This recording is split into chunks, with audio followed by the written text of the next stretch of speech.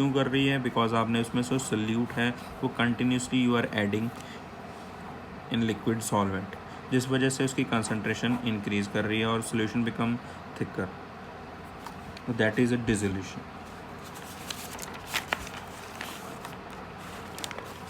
And next term is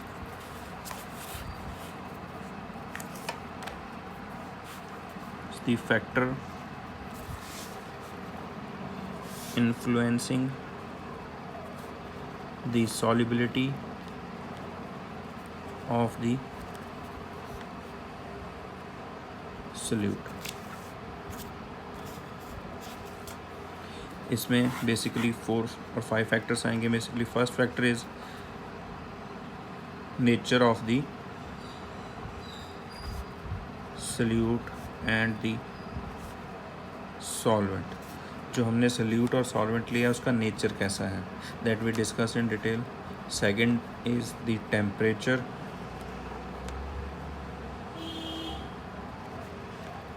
third is the concentration of the solution. Fourth is about the particle size. Particle size मतलब जो आपने solute लिया है, because we are discussing the solubility of the solute. Particle size और उसके बाद next is pressure. These are the 5 factors we have to discuss in detail.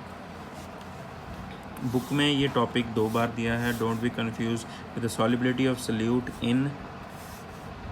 In liquid and in solid.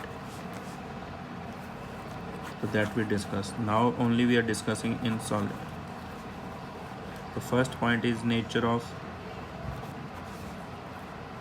solute and the solvent.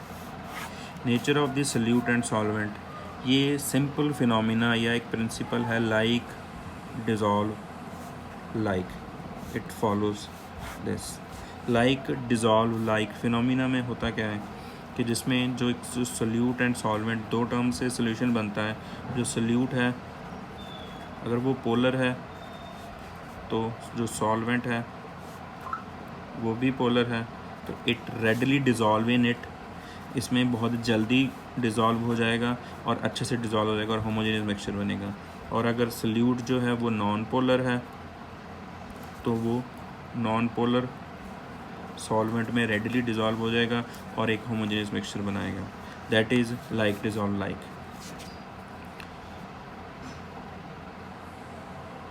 और polar में आयनिक भी आ सकते हैं.